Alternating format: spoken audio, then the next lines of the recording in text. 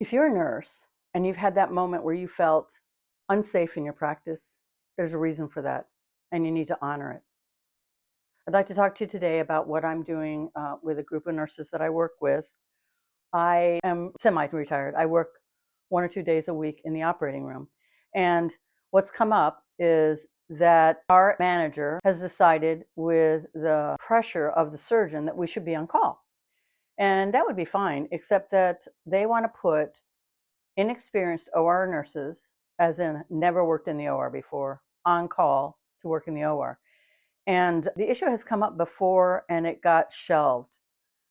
So I wanted to figure out a way to help them because I'm one of the OR nurses. I'm not going to be on call every day. And they're asking for there to be someone on call in the evenings so that they can start cases at 4 o'clock after the clinic is done. Or if they have an emergency, which is rare. We have only shipped 16 patients in the last year because we didn't have surgical staff or physician wasn't available. That's not very many.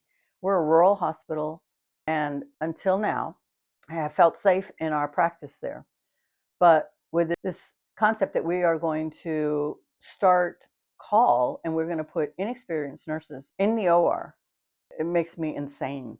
And so I called upon my AI to look at what are the standards of care. So what they mean to me is this is the way that we do the job correctly and safely according to the law of either our state regulators or the federal government.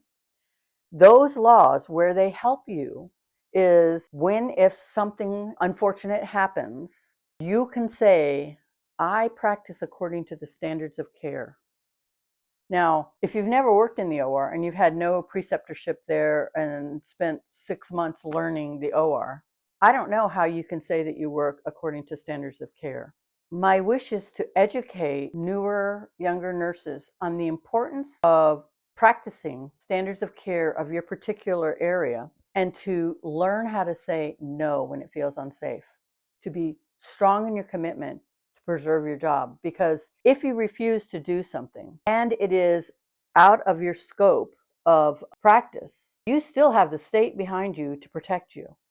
All I can tell you is if something goes wrong and you've said yes when you knew in your heart you should have said no, and you go into an operating room with no experience and catastrophic events do happen there, the state will ask you, did you follow standards of care? And if you say, no, I didn't really know what they were, I was just doing what the doctor said, your career is over and your license is gone.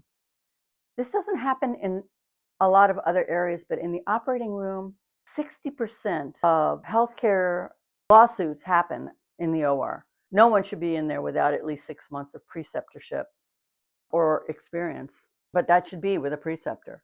They're not asking, they're telling us that we're going to be on call and that they'll be okay, it'll be fine, nothing bad happens.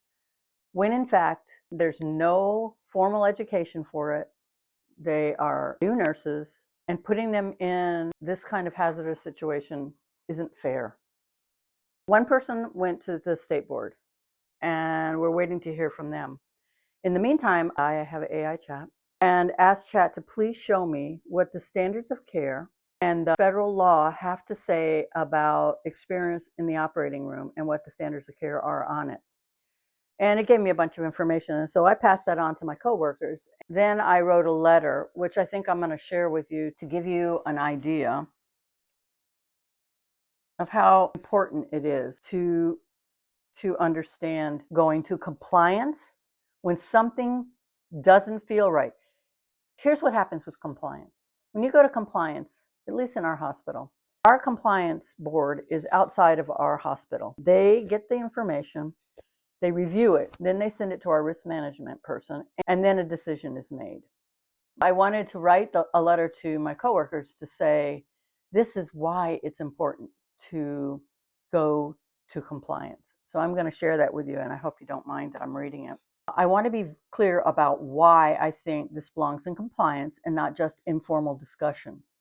Decisions about staffing nurses into the OR are not casual decisions. By law, nurses are required to practice according to standards of care within their demonstrated competence. If those standards are not met, individual nurses, not administration, are the ones who answer to the state and risk their licenses. The operating room is a high-risk, high-stress environment and one of the most litigated areas in healthcare. OR nursing is a specialty. Circulating, scrubbing, perioperative roles require specific education, supervised training, and experience. An RN alone does not prepare someone to safely function in the operating room, especially in on-call situations with limited staffing and backup. Putting nurses without formal OR training or validated competencies on OR call creates foreseeable risk. Nurses are personally accountable for care they may not be prepared to provide. Stress and time pressure increases the likelihood of error. In the event of a bad outcome, the state will ask one question: did you meet standards of care? The Board of Nursing will not accept, I wasn't trained formally, I was told to do it anyway, the doctor told me to do it, as a defense. If a nurse did not know how to meet the standard of care or was not properly trained to meet it, that does not protect their license. This is why compliance matters. It creates a formal review of safety, training, and competency expectations before nurses are placed into roles that would jeopardize patients, colleagues, and their own professional licenses. This isn't about refusing to help or resisting change. It's about protecting patients, protecting nurses, and making sure staffing decisions align with standards of care before someone gets hurt or before someone's license is on the line. Each of you has to decide what's right and safe for you. It is simply why I have to speak up.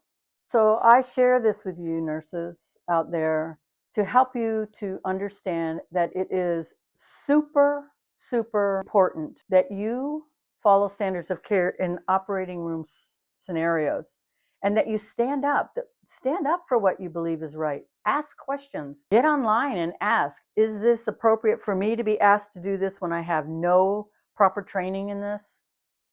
That will give you facts that you can take to your administrator, your manager, or whatever and say, I will not be responsible for this. It's not fair and it's not right. What I see happening in nursing right now is we are demanding nurses to have CEUs, but they have almost nothing to do with our actual practice.